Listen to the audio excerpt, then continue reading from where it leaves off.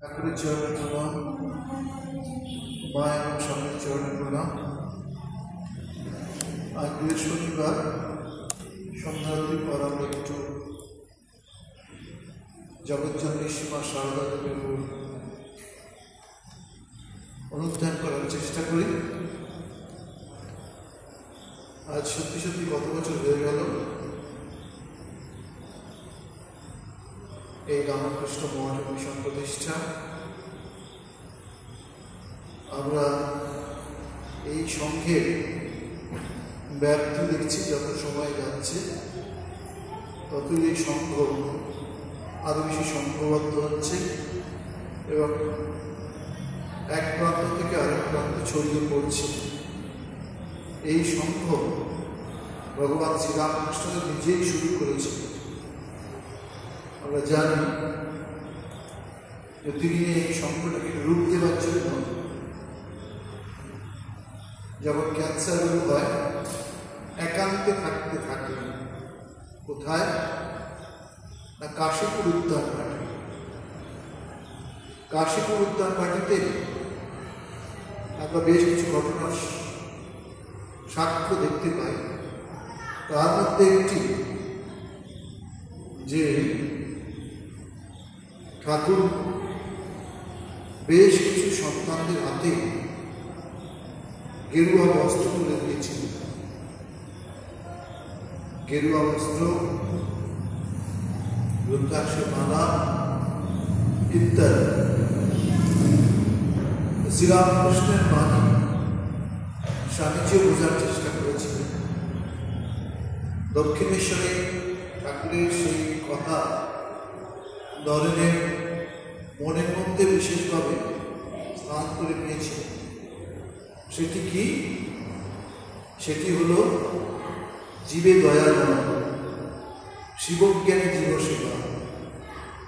শিবজ্ঞানে জীবসেবার আইডিয়াটা স্বামীজি বা নরেন্দ্রনাথ ঠাকুরের কাছে প্রথম দক্ষিণেশ্বরের কথাটা শুনেছে। জীব ব্রহ্ম না পারা, জীব ব্রহ্ম ছাড়া কিছু নয়। মুক্তি বড়, কিন্তু তার চেয়ে বড় লোকযুক্ত গ্রন্থের অন্ত থাকা। এই শিক্ষা তিনি শ্রীরামকৃষ্ণের কাছে পেয়েছিলেন। তো আমরা এটাও দেখি শ্রীরামকৃষ্ণ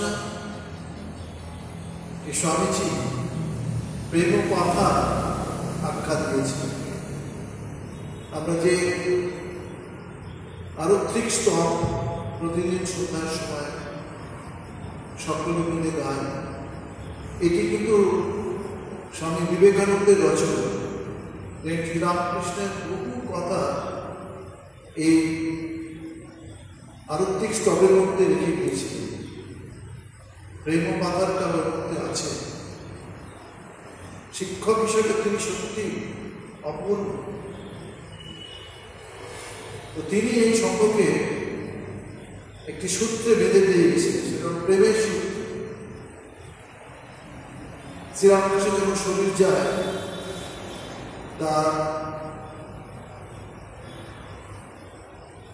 তার অবর্তমানে কাশীর উদ্যান ঘাটে এই সংঘবদ্ধ ভাবটা সরে যায়। সকলে যে যার দিকে ছড়িয়ে পড়ে। ঠাকুরের সন্তানরা তাদের বিয়ে ফিরে যায়, আবার কেউ কেউ একটু তপস্যার দিকে নজরও থাকে তাদের। এখানে একটি বড় ঘটনা আমরা দেখতে পাই। কি বড় ঘটনা? না, তারই সন্তান, গৃহী সন্তান সুরেন্দ্রনাথ মিত্র, তিনি একদিন ঠাকুরের দর্শন পেলেন। ঠাকুর বলছেন, আমার ছেলেরা সব ঘুরে ঘুরে বেড়াচ্ছে, তুই একটু কিছু ব্যবস্থা করতে পারিস না? ঘটনাক্রমে আমরা দেখি যারা শুদ্ধ চিত্ত, যারা ভালোযোগী, যারা শ্রীরামকৃষ্ণের কাছে দিন রাত থাকতেন, সে তাদের দেখা নরেন্দ্রনাথ তাকে গিয়ে বললেন, ভাই আজ ঠাকুরের দর্শন পেয়েছি। ঠাকুর বলছেন যে আমার ছেলেরা সব ঘুরে ঘুরে বেড়াচ্ছে, এদেরকে একটু সংঘবদ্ধ করতে পারছিস না? ভাই তোমরা একত্রিত হও, আমরা মাঝে মাঝে গিয়ে তোমাদের ওখানে একটু সংঘবদ্ধ হওয়ার চেষ্টা করব, জুড়াবার চেষ্টা করব। ঠাকুরের খুব ইচ্ছা আমি যে টাকা কাশীপুর উদ্ধারবাড়িতে ঠাকুরের সেবায় দিতাম সেই টাকাই আমি দেব, যা প্রয়োজন। একটি ভূতের বাড়ি বানানোর পাওয়া সেই বাড়িটা এই সব সন্তানরা জড়ো হয়ে থাকে। শ্রীমা কিন্তু এই বাড়িতে আসে না। ঠাকুরের শরীর যাওয়ার পর শ্রীমা ভক্তদের গিয়ে বা কোথাও ভাড়া করা গিয়ে থেকেছে। এই প্রসঙ্গে আমরা দেখতে পাই যে স্বামী বিবেকানন্দ তিনি যে চিঠি লিখেছিলেন তার গুরু ভাইদের উদ্দেশ্যে, ঠাকুরের অন্য সন্তান উদ্দেশ্যে প্রণিধান জন্য, সেখানে তিনি বলছেন আমার উপর তার নির্দেশ এসেছে, তার দ্বারা স্থাপিত এই ত্যাগী মন্দিরের আত্মস্থান করবে, যাতে যা আমার হবে এবং স্বর্গ বা নরক বা মুক্তি যা আসুক দৈত্যে রাজি আছে। তার আদেশ এই যে তার ত্যাগী সেবা মন্দির যেন একত্রিত থাকে এবং তার জন্য ভারত প্রাপ্ত। স্বামীজি যে ব্যর্থ কণ্ঠে এই কথা চিঠিতে লিখলেন সেটা কি সত্যি? হ্যাঁ, ঠাকুর অনেকবার তার ভাবি সন্তানদের উদ্দেশ্যে বলেছেন, নরেন শিক্ষা দিবে, নরেন তোদের মধ্যে সব থেকে বেশি বুদ্ধিমান। নরেন বলেছেন তোকেই এদের সব দেখতে হবে। কাজে এই যে প্রেম সূত্রটা ঠাকুর নিজেই রচনা করে দিয়েছিলেন। এই প্রেমের সূত্রে আমরা দেখি শ্রীমায়ের অবদান কম নয়। মূর্খ মানুষ লাঠি মারা হয়েছে, স্বামী অদ্ভুতানন্দ তিনি শ্রীমায়ের সম্বন্ধে বলতে কি পড়াশোনা সেই রকম ছিল না, অল্প স্বল্প কথায় তার মনের ভাব প্রকাশ করার চেষ্টা করতেন। তিনি একবার বললেন, মা ঠাকুরের মতো এমন বুদ্ধিমান মাইয়া লোক हमने দেখলাম না, আমরা দেখলাম না, এত বুদ্ধিমান। এটা থেকে পরিষ্কার যে তারা উপলব্ধি করেছেন মা ঠাকুরের আর পাঁচটা মহিলার মতো নয়। শ্রীরামকৃষ্ণ রেখে যাওয়ার কথা, কি কথা? হ্যাঁ গো, তুমি কি কিছু করবে না? এই যে কলকাতার লোকগুলো অন্ধকারে কিলবিল করছে, তোমাকে পথ দেখাতে হবে। শ্রীরামকৃষ্ণের কথা, আমি মেয়ে মানুষ, আমি কি করতে পারি? না, এই শরীরটা কি করেছে, তোমাকে এর থেকে ধরতে হবে, দেখাতে হবে। আমরা যেন সেগুলোই দেখি। ডাক্তার কথা আর একটু এগিয়ে নিয়ে চলছে কিভাবে। যখন ঠাকুরের ক্যান্সার রোগ হলো, আমরা হতাশ হয়ে যাচ্ছি ঠাকুরের জীবন নিয়ে, ঠাকুরের শরীর নিয়ে, তখন তিনি আমাদের উৎসাহ দিতেন।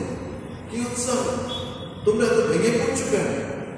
এখন তো ঘায়ের মুখটা বাইরের দিকে চলে এসেছে,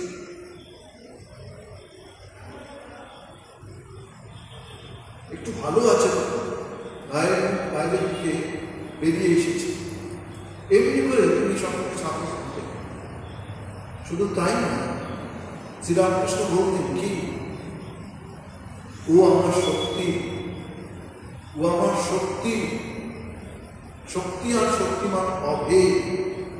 এটা অনেকেই বলেছে যে ঠাকুর বহু জিনিস মায়ের কাছে শোনাতেন, মা যে ডিসিশন দিতেন সেটাই তিনি গ্রহণ করতেন। ঠাকুর যাতে মা এই সঙ্গে ভার নেয়, মা যাতে শক্তি প্রকাশ জগৎ থেকে মুক্ত হয়, সেই জন্য আমরা দেখি কি ষোড়শী পুজো মাকে করেছিলেন ফলভাগের বিশেষ রাত্রে, ফলভাগের বিশেষ রাত্রে সারা রাত্রি ধরে ভগবান শ্রীরামকৃষ্ণ শ্রীমা শারদা দেবীকে পুজো করে পূজার মাধ্যমে শক্তি সঞ্চার করে দিয়েছে। সেই শক্তি এই পৃথিবীতে কাজ করে চলেছে।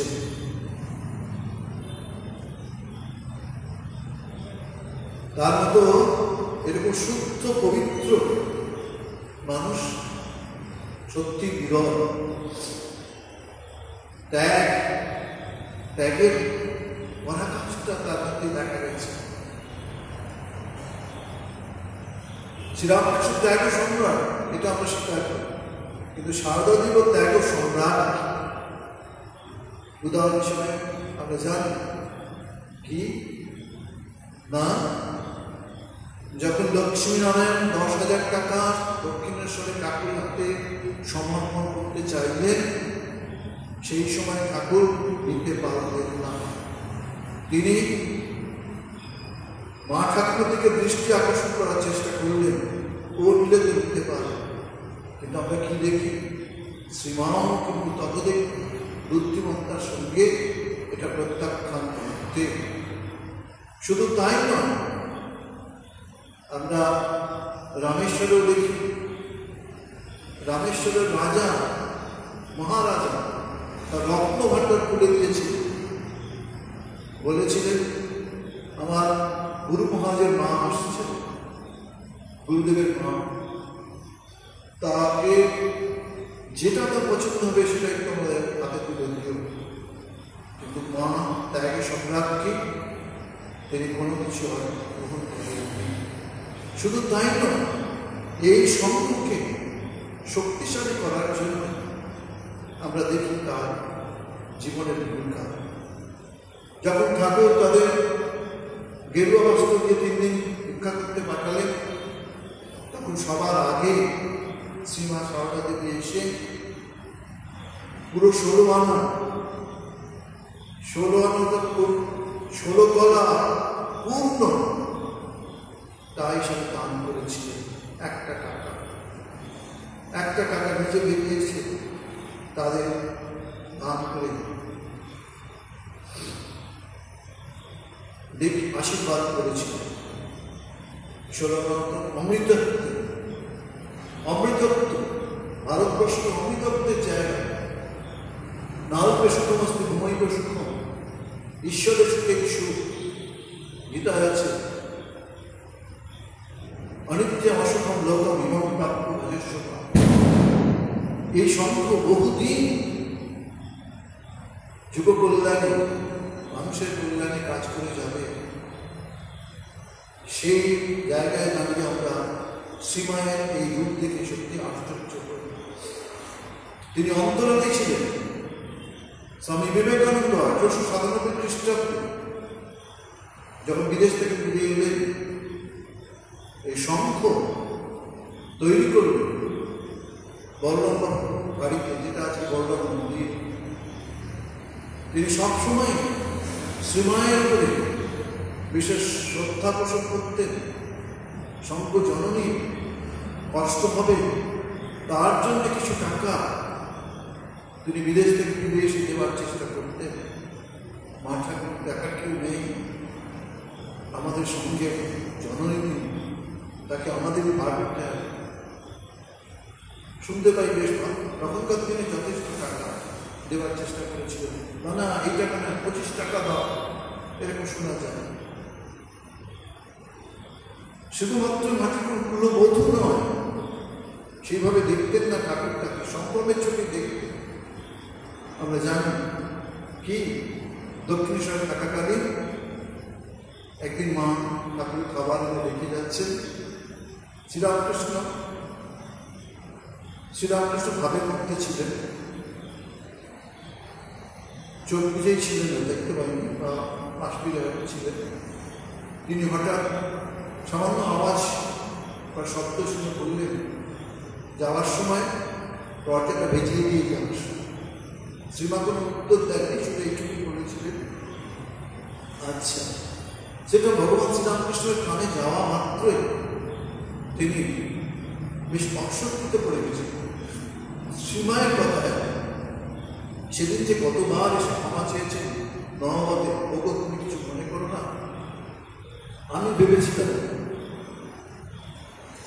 যে ভাইকে এসেছিল, লক্ষ্মী এসেছিল, সেই জন্য তুই কথাটা বলেছিলাম। গ্রামের দিকে তো পুরুষ মানুষ স্ত্রীকে সেই সময় বলতেই পারে, কিন্তু নারী জাতির প্রতি যে সম্মান শ্রদ্ধা শ্রীরামকৃষ্ণ দেখিয়ে দিয়েছে, এর একটা বিশেষ বিশেষ শক্তি আমরা পরবর্তী সময়ে দেখতে পাব।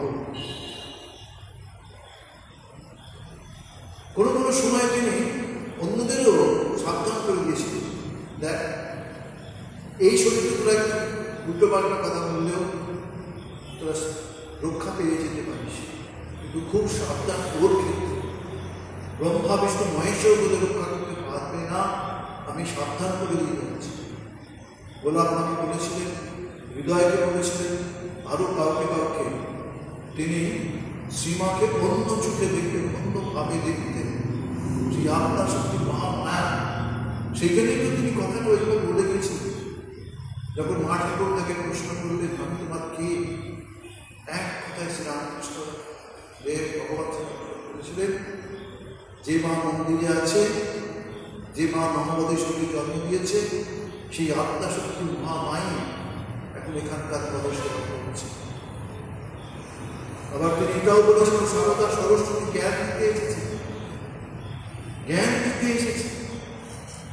যে কোনো সমস্যায় আমরা যদি মায়ের জীবন আলোচনা করে দেখার চেষ্টা করি, আমরা আশ্চর্য হই যে কি করে একটা অজ পাড়া হয়ে একটি মহিলা তিনি এইভাবে সমস্ত প্রশ্নের উত্তর দিয়ে দিচ্ছেন। সীমা ঠাকুর থাকতে থাকতে ঠাকুরের কোনো সন্তানকে দীক্ষাও দিয়েছিল। শারদা প্রসন্নকে তিনি দীক্ষা দিয়েছিলেন, ঠাকুর তার কাছে পাঠিয়েছিলেন, ওকে দীক্ষা দেন। এমনকি দক্ষিণেশ্বরের উচ্ছৃঙ্খল স্বামী যাতে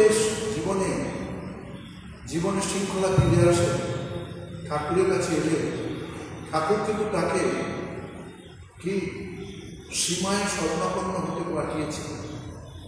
এই একটি ঘটনা আমরা জানি যে পরে দু একবার ঠাকুর ফিরিয়ে দেন, মাও বলেন, যাও বাবা, উনি তো জগৎগুরু, ওনার কাছে বললে তোমার সমস্যা করবে। কিন্তু শেষবার মা পাঠাননি, ফিরিয়ে দেননি তার আদরের কন্যাকে। তিনি যে সতেরও মা, তিনি অসতেরও মা, তিনি শরতেরও মা, তিনি আমজাদেরও মা, সকল মানুষের মা। মানুষ ছাড়াও জীব জন্তু সকলের মা। তো সেই মহিলাকে তিনি ঠাকুরকে নিত্য পুজো করতেন, একটি বেলপাতা তার হাতে দিয়ে বলেছিলেন যে তুমি চিন্তা করো না, তোমার স্বামী ঠিক ফিরে আসবে। তাই ঘটনা ঘটেছিল আমরা দেখতে পাই। আমরা এটাও দেখতে পাই যে শ্রীমান অবগুণ্ঠিতা ছিল, ঠাকুরের কাছে সবসময় আসা সম্ভব হতো না। কিন্তু এটা দেখতাম আমরা যারা দক্ষিণেশ্বরে আসতেন, নরেন, রাখাল, তারক, শরৎ, শশী, গিরিশ মাস্টার সহ অন্য গৃহী ভক্তেরা বা গৃহী মহিলা ভক্তেরা মা তাদের জন্য নিজে থেকে রান্না করে তাদের কি ভোজন করাতেন।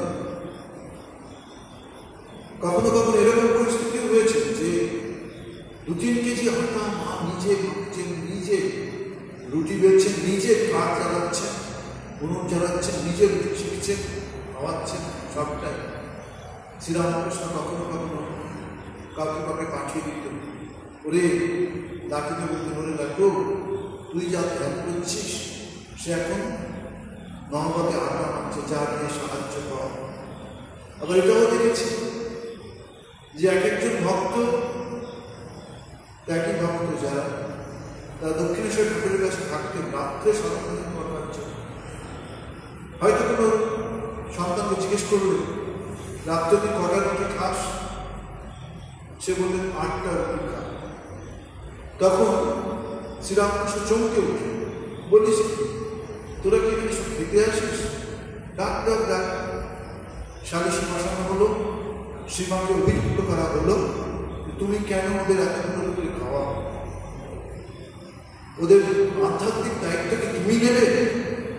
এই যে ছেলেগুলো সব এসেছে, ডাইরেক্ট কণ্ঠে শ্রীমা বলেছিলেন, হ্যাঁ ওদের ভবিষ্যৎ আমি। শ্রীমায়ের প্রকৃত স্বরূপ ঠাকুর বুঝেছিলেন, স্বামীজি পরবর্তীকালে বুঝেছিলেন, ঠাকুরের অন্য সন্তানরা ধীরে ধীরে শ্রীমাকে বুঝেছিলেন এবং সেই দৃষ্টিতেই তাকে দেখতেন।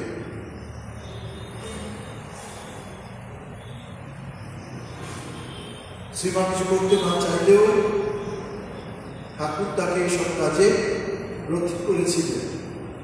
ধর্ম বলতে শ্রীরামকৃষ্ণ ধর্ম কি? মন্দির, মসজিদ, গির্জা যাওয়াটাই ধর্ম? এটাই ধর্মের মর্মার্থ কি হয়ে যায়? ধর্ম মানে কি শুধু আচার অনুষ্ঠান? ধর্ম মানে কি ধর্ম মত নয়? ধর্ম মানে কি জীবনের পরিবর্তন নয়? হ্যাঁ, ধর্ম মানে জীবন আর তার চরিত্র, ঈশ্বর অনুরাগ, সত্যনিষ্ঠা, প্রেম, পবিত্রতা, ত্যাগ, বৈরাগ্য, নিঃস্বার্থপরতা, অহংশূন্যতা, বিরোধীমানিতা, এই যে শুদ্ধ গুণগুলো, এইগুলোই ধর্ম।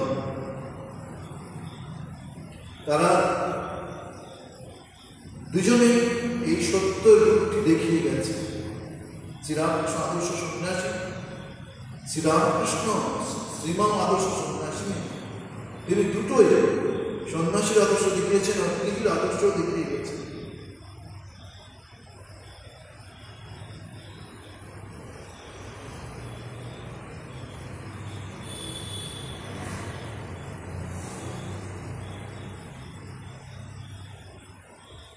স্বামীজি এক জায়গায় বলেছিলেন, আমি যেন তখন নরক যন্ত্রণায় ভোগ করছিলাম, অথচ এমন কেউ ছিল না যে একটু সহানুভূতি জানাবে আমাকে, শুধু একজন ছাড়া।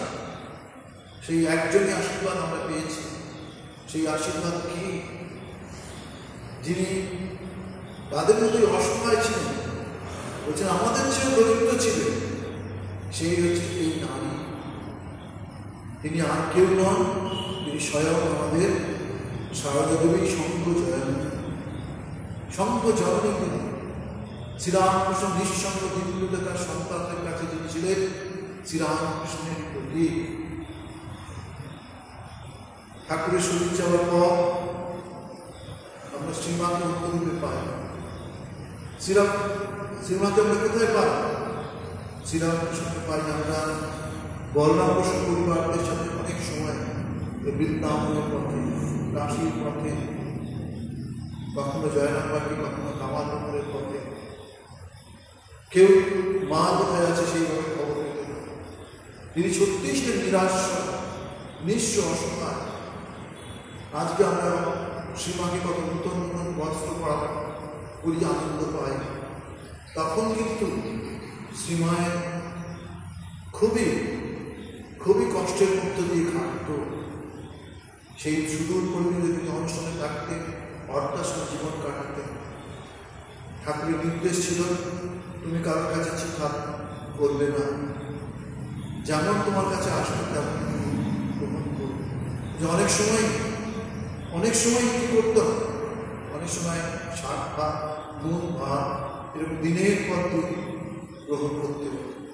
তারপরে ঠাকুরের সন্তানেরা খবর পায়, গ্রামের তার ঘনিষ্ঠ সাথীরাও, সঙ্গিনীরাও বললেন, ওরা যখন কলকাতায় তোমাকে ডাকছে, ওদের যখন তুমি মা, তখন তোমার ওদের কথা শোনা উচিত। এটা আমরা দেখেছি কি, যে এই সংগঠনের পেছনে কিন্তু সীমায়ের কার্যধারণ একটা অবিস্মরণীয় শ্রীরামকৃষ্ণের কার্যধার। এই সীমায় কার্যধার বলেছেন যে বুদ্ধগয়া গেছিলাম 1890 সালে। ওখানকার মঠের সাধুদের সঙ্গবস্ত অবস্থা, তাদের জীবন, তাদের সচ্ছলতা, এইসব দেখে আমার ছেলেদের কথা মনে পড়ে গেল। ছেলেরা কে কোথায় আছে, ঘুরে ঘুরে ভগবানের নাম নিয়ে দিন কাটায়। তিনি ঠাকুরের কাছে অনেক কেঁদেছিলেন। তিনি পরে বলেছিলেন, প্রার্থনাও করেছিলাম যে ঠাকুর তুমি এলে আর চলে গেলে তাতে কি বলবো, তোমাকে কেন্দ্র করে তোমার সব সন্তানেরা একত্রিত হোক, এই ত্যাগী সন্তানরা একত্রিত হোক, তোমার ভাবকে নিয়ে তারা সেইভাবে জীবনযাপন করুক, ভক্তরা সেখানে এসে জুড়ো। তুমি এলে আর কদিনকে নিয়ে বিদা করে চলে গেলে আর ওকে তোমার সব শেষ হয়ে গেল। তা না হলে আর এত কষ্ট করে আসার দরকার ছিল। কাশী বৃন্দাবনে এখন সাধু কত পাওয়া যায়। দেখো ঠাকুর, তোমার নাম করে যে আমার ছেলেরা ঘুরে ঘুরে বেড়াবে দেখতে পাবো, ছেলেদের অন্যান্য অবস্থা তোমাকে করে নিতে হবে, ওদের ভাত খাবার যেন অভাব না হয় তোমাকে দেখতে হবে। ওরা সব তোমাকে আর তোমার সব ভাব বলে একত্রে থাকবে। তাদের কাছে এসে তোমার কথা শুনে সংসার লোকেরা এইসব সন্তানের কাছে, একই সন্তানের কাছে এসে জুড়াবে, শান্তি পাবে, তবেই তো তোমার আশাটা সার্থক।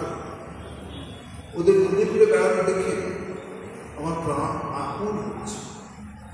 স্বামী শারদা সানন্দ শ্রীমায়ের শিষ্য ছিলেন, শ্রীমান বই লিখে গেছেন, যার ব্যাপারটা মায়ের সেবাও করেছেন। তিনি লিখেছেন এক জায়গায় যে যোগীন্দ্র তাকে বলেছেন, এই যা কিছু দেখছো মঠ, এই সবই ওরই কৃপা। যেখানে যা দেখেছেন দেবন কেঁদে কেঁদে বলেছেন, ঠাকুর আমার ছেলে একটু মাথা গোলবার জায়গা ধরো, দুটি খাবারের সংস্থান করো। মায়ের ইচ্ছা পূর্ণ হয়েছে। মা জগন্মাতা সাধারণ কোনো মহিলা, আমাদের দৃষ্টিতে তিনি শুধু ওইটুকু শরীর মাত্র। যদি আমরা ভেবে থাকি তাহলে আমাদের ভাবাটাকে পরিবর্তন করা খুবই দরকার। সাধুরা তীর্থে তীর্থে ঘুরে বেড়াবে, যত ইচ্ছা লাভ সন্তুষ্ট। মন্ত্রের সাধন কিংবা শরীর পাতে এই তাদের সম্পর্ক। জঙ্গলে, বনে জঙ্গলে, পাহাড়ে পর্বতে, দুর্গম গিরিগুহায়, দূরে অতি দূরে তারা সাধু ভজন নিয়ে থাকে। মাসের পর মাস, বছরের পর বছর, মৃত কি জীবিত তাও জানা যায় না। এরকম অবস্থা চলছে। একদিন শ্রীমায়ের পদপ্রান্তে স্বামী বিবেকানন্দ আসলেন, এসে বলছেন, মা যদি মানুষ হয়ে ফিরতে পারি তবেই আবার আসবো, নতুবা এই শ্রীমান তখন বেলুন থেকে অনেক দূরে কুসুমির একটা ভায়া বাড়িতে থাকতেন। তিনি বলে বলে সে কি? স্বামীজির সামনে দিলেন নিজেকে, না না, আপনার আশীর্বাদে শীঘ্রই আসবে। তীর্থযাত্রায় স্বামী অখণ্ডানন্দকে ঠাকুর মা বললেন, তুমি ওর সাথে থাকো, ওই আমাদের সর্বস্ব, ওকে তোমাদের হাতে দিলাম, নরেনের যেন খাওয়ার কষ্ট না হয় দেখো বাবা। নরেন সঙ্গে চিহ্নিত, এটা শ্রীমাও খুব ভালোভাবে জানতেন যে নরেনকে তিনি লিখে দিয়েছিলেন কাগজে, নরেন শিক্ষে দিবে, এসব মায়ের জানা। মায়ের অপরন্ত আশীর্বাদ স্বামীজির উপরে পড়েছিল। সেই আশীর্বাদ নিয়ে তিনি ভেবেছিলেন যে এগিয়ে যাবে। আমরা এটাও দেখতে পাই, স্বামীজির বড় ইচ্ছা ছিল কি, ঠাকুরকে কেন্দ্র করে একটা আশ্রম গড়ে উঠত, বড় কেন্দ্র, সেখান থেকে ভাব সারা পৃথিবীময় ছড়িয়ে পড়ল। বাঙ্গাল তীর, পশ্চিমকে বারাণসী সমগ্র, সেখানে ঠাকুরের দেওয়া দিতে হবে, তারপর মন্দির হবে। এটা স্বামীজির মনের মধ্যে চিন্তা ছিল। সত্যি সেইভাবেই যেন সবটা এগিয়ে যায়। আমরা কি দেখি? আমরা দেখি স্বামী যখন পরিব্রাজন অবস্থায় ভারতের এক প্রান্ত থেকে আর এক প্রান্ত হয়ে কন্যাকুমারিকার দিকে এসেছেন, সেখানে বেশ কিছু যুবক, শিক্ষিত যুবক, যারা স্বামী বিবেকানন্দ সংস্পর্শে মুক্ত হলেন, তারা স্বামী বিবেকানন্দকে বললেন যে আমেরিকার শিকাগোতে একটি ধর্ম সম্মেলন অনুষ্ঠিত হচ্ছে, আমরা চাই আপনি সেখানে হিন্দু ধর্মের প্রতিনিধি হিসাবে যান। প্রয়োজনীয় অর্থ জোগাড় হয়ে যাবে, কিন্তু স্বামীজি কিন্তু অ্যাকশন করতে চাইলেন না। তিনি ঠাকুরের কোনো নির্দেশ পাননি।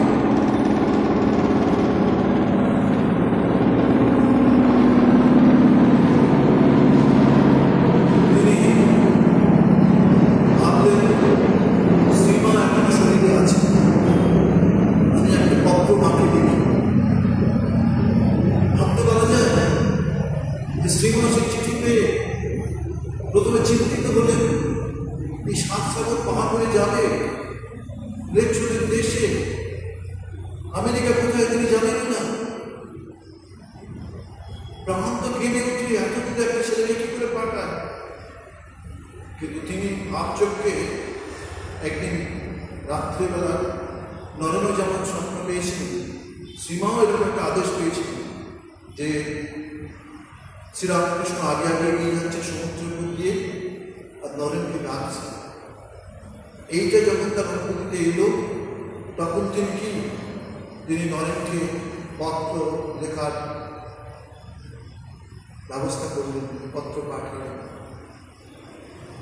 নরেন সেই চিঠি পেয়ে উচ্ছ্বসিত হলেন যে মায়ের অনুমতি পেয়েছি আমি, আর কি মায়ের অনুমতি যখন তখন সব ঠিক হয়ে। স্বামী বিবেকানন্দ নিশ্চিন্তে যাত্রা করতেন। আমরা এটাও দেখি, স্বামী বিবেকানন্দ যখন যাত্রা করছেন তখন আমাদের নীলাম্বরগড়ে ওই জায়গাটি হয়েছে, হয়তো ভাড়া ছিল। সেখানে একদিন মা গঙ্গার ঘাটে বসে আছেন। হঠাৎ দেখলেন, সম্ভবত চাঁদের আলো করেছেন, অদ্ভুত একটা দর্শন পেলেন।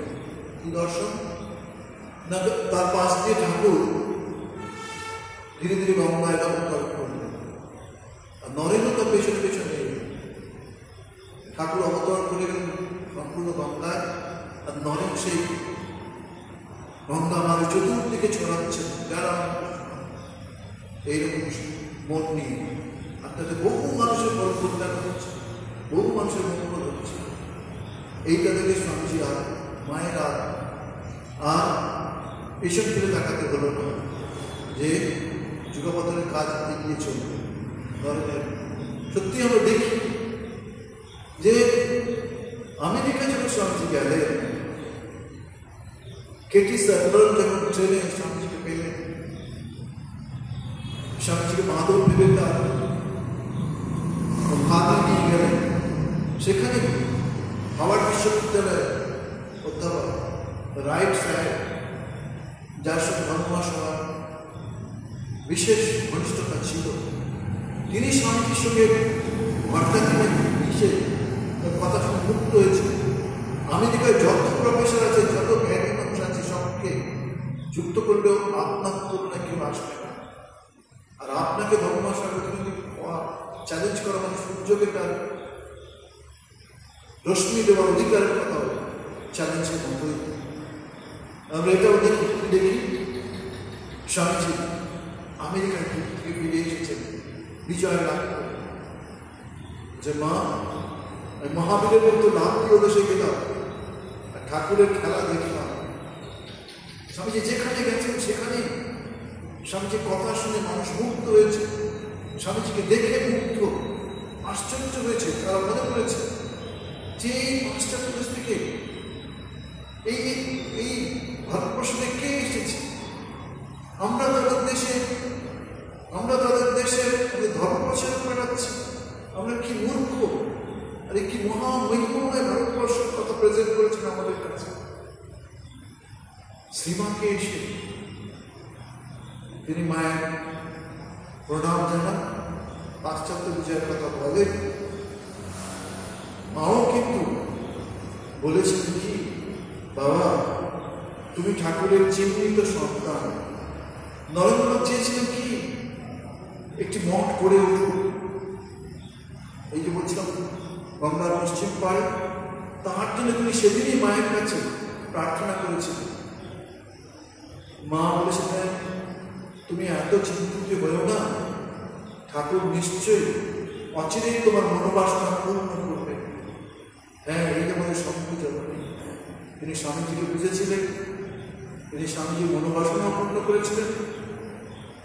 যখন বেলুড় মঠ তৈরি হয় তখন আমরা কি দেখি, শ্রীমা পরে বলেছিলেন, বাবা জানো যখন গঙ্গায় নৌকা করে দক্ষিণেশ্বরে আসতাম, আমি কাউকে বলিনি, অনেকদিন দেখেছি ওখানে কলাবাটা আর ঘর রয়েছে, ঠাকুরকে ওখানে ঘুরে বেড়াতে দেখতাম। আমার কথা তখন কেউ সেভাবে নেবে না, তো সেই জন্য আমি একটু দ্বিধাগ্রস্ত ছিলাম, তোমাদের বলিনি। আজ কিন্তু দেখছি যে ঠিকই তো দেখেছি, আমি ঠিকই দেখেছি। আমরা জানি শ্রীমাকে স্বামীজি নতুন বস্ত্র পরিয়ে বেলুড় মঠের জমিতে নিয়ে গেছে। মা, এতদিনে আজ আমার মাথার বোঝা যা ছিল তা নেমে গেল, তোমাকে তোমার নিজের জমিতে এনে এখন তুমি হাত ছেড়ে চারিদিকে বেড়াও, ঘুরে ফিরে দেখো। স্বামী বিবেকানন্দ বা নরেন শ্রীমায়ের কাছে এই কথা রাখছে, এটা তোমার জমি। হ্যাঁ, সত্যিই তো, মা তো এই শঙ্খ তৈরি করেছে, শঙ্খ জন্ম তো তিনি, তো তাই তো তার নিজের অধিকার থাকবে। এটা স্বামী বিবেকানন্দ খুব ভালো করে বুঝেছিলেন, যেটা তার নয়। যা কিছু সমস্যা হতো স্বামীজি কন্ট্রোল কেউ করতে পারতেন না, এক শ্রীমা ছাড়া। যখন প্রথম 1901 সালে স্বামীজি মনে হলো দুর্গা পুজো করবো বেলুড় মঠে, অনেকে সায় দেয়নি, সমাজেরও অনেকটা আপত্তি ছিল, কিন্তু যখন মায়ের কাছে এই প্রস্তাব রাখা হলো তখন মা এক বাক্যে সেটা প্রার্থনা মঞ্জুর করলেন। হ্যাঁ, মা পুজো করো, শক্তির আরাধনা না করলে কি করে যাবে? দেশ জাগ্রত হবে, সঙ্গ জাগ্রত হয়, মানুষের কল্যাণ কি করে হবে? তবে বাবা সীমা নরেনের মনের কথা করতে পারতেন। নরেনের ইচ্ছা ছিল কি, শাস্ত্র রঘুনন্দন স্মৃতি অনুযায়ী যে নবমীর দিন অনেক বলি দেবে, নবমা পুজোয় দেবী কৃপা রুদির এবার তাই করবো। মাকে বুকের রক্ত দিয়ে পুজো করতে হয়, তবে যদি তিনি প্রসন্ন হন। মার ছেলে বীর হবে, মহাবীর হবে, নিরানন্দে দুঃখ প্রলয়ে মহাপ্রলয় মায়ের ছেলে নির্ভীক হয়ে থাকবে। কিন্তু তিনি নির্বিকার থাকতে মায়ের আদেশ মেনে নেন। মায়ের আদেশটি ছিল, বাবা এখানে অনেক রকম মানুষ আসবে, এখানে বলির ব্যবস্থা করবো না। বলি কি তাহলে হয় না? সত্যি বলি হয় না। বলি হচ্ছে প্রতি কাম, ক্রোধ, লোভ, মোহ, মাৎসর্য, সেটা কি করা হয়? সেটাকে ফলের মাধ্যমে লাউ, আখ এসব বলি আছে, মেনেও চলা হয় কিছু কিছু নিয়ম। তো স্বামীজি কেউ মা বলেছিলেন যে কি মায়ের নামে সংকল্প, এই যে পুজো হবে মায়ের নামে সংকল্প, আমরা তো পত্নীধারী, আমাদের নামে হবে না। সত্যি আমরা দেখি এই জায়গাটায় যখন 1898 হলো তাই সময় প্রচণ্ডভাবে কলকাতা প্লেগ মহামারীর উদ্ভব হল, শত শত মানুষ মারা যায়, শত শত মানুষ গৃহহীন হয়ে যায়। এই সময় বেলুড় মঠ, স্বামীজির ইচ্ছা ছিল বেলুড় থেকেও সেবা কার্য পরিচালনা হয়েছে, যতটা সম্ভব তার থেকে বেশি করার চেষ্টা করেছিল। একটা সময় দেখা গেল যে টাকার বা অর্থের খুব সংকুলন হয়েছে। স্বামীজি ঘোষণা করলেন, আমরা গাছতলার সন্ন্যাসী, দরকার আমরা বেলুড় মঠ বিক্রি করে। কিন্তু সীমা এই জায়গায় আপত্তি করলেন, বললেন নরেন কথা কি করে বলবে? নরেনকে বোঝালেন যে একটা রিলিং করতেই তুমি বেলুড় মঠ বিক্রি করে দেবে? এই বেলুড় মঠের মাধ্যমে কত বড় কাজ হবে আগামী দিনে কত কাজ হবে, একটা না বাবা বিক্রি করো। কোনো জায়গায় আবার তিনি একটু বলে রেখেছিলেন, মা কি নরেন তো আমার নামে সংকল্প করেছে, ঠাকুরের নামে উৎসর্গ করেছে। নরেন সিদ্ধান্ত দেবার কি? নরেন যেন এরকম কঠোরভাবে বলেননি মা, মা যা কিছু বলতে খুব সুন্দর করে বলতেন। নরেন সেটা বুঝতে পেরেছে, সেটা বুঝতে পেরে মায়ের কাছে বলেছিলেন, হ্যাঁ ঠিকই তো মা, এই মঠের দায়িত্ব তো আমি নেই, এই রাজা তো এই মঠের দায়িত্বে রয়েছে, আর শরৎ তো এই সঙ্গে সেক্রেটারি রয়েছে, এইসব তো ওদের অধিকার, আমার অধিকার কোথায়? সেই কথা তো যে আমার খেয়ালই ছিল না। শঙ্করজামণি সীমা সারদা দেবী কিভাবে আমাদের এই সম্পর্কে ধরে রেখেছিলেন, কিভাবে তিনি আমাদের সম্পর্কে রক্ষা করেছেন, এই নিয়ে আরও আলোচনা অবকাশ আছে। আজকে আমাদের এখানে শেষ করতে হবে। শ্রীমান চিন্তায় আমাদের মন শুদ্ধ হবে, পবিত্র হবে। যত তার প্রতি একাগ্রতা আসবে, যত তার প্রতি আমরা প্রার্থনা করব, আমাদের অনেক দুঃখ কষ্ট যন্ত্রণা ব্যথা নিশ্চয়ই মায়ের আশীর্বাদে অপসারিত হবে।